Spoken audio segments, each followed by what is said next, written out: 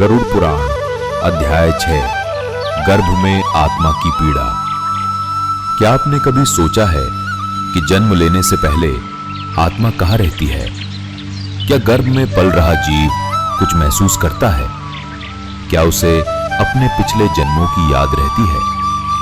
गरुड़ पुराण के 6 अध्याय में भगवान विष्णु ने गरुड़ जी को एक ऐसा रहस्य बताया है जिसे सुनकर हर मनुष्य को अपने जीवन का वास्तविक उद्देश्य समझ में आ सकता है। भगवान विष्णु कहते हैं कि जब कोई जीव अपने पापों के अनुसार नरक की यातनाएं भोग लेता है, तब भी उसकी यात्रा समाप्त नहीं होती। अपने कर्मों के बंधन में बंधा हुआ वो जीव पुनः जन्म लेने के लिए माता के गर्भ में प्रवेश करता है। गर्भ में प्रवेश करते ही जीव की नई यात्रा आरंभ होती है। धीरे धीरे उसका शरीर बनने लगता है। समय के साथ उसके अंग विकसित होते हैं, लेकिन यह विकास सुखद नहीं होता।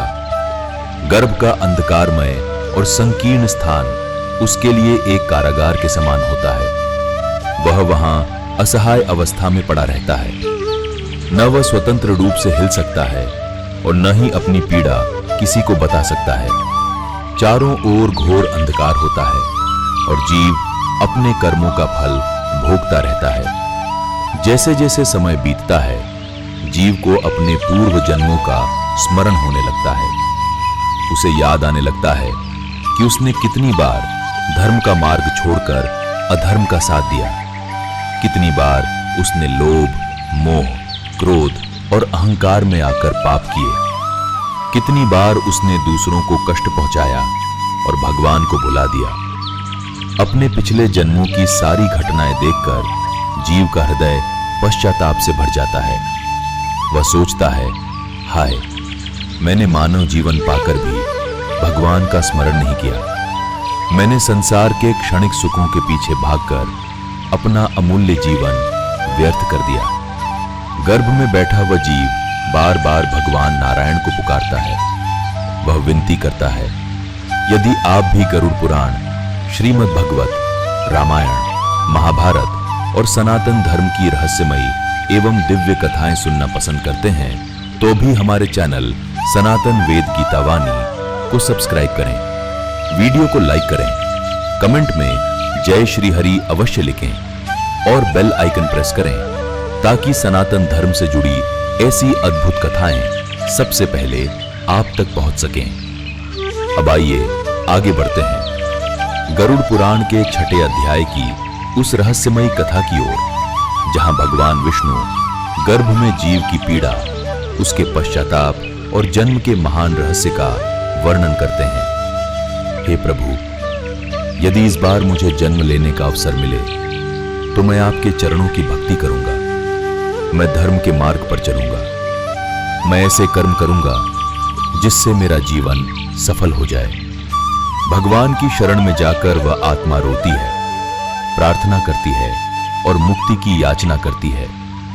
लेकिन समय का चक्र आगे बढ़ता रहता है। 10 महीने पूर्ण होने पर जन्म का समय आता है। प्रसव की भयंकर वेदना के बीच जीव गर्भ से बाहर आता है और इस संसार में जन्म लेता है।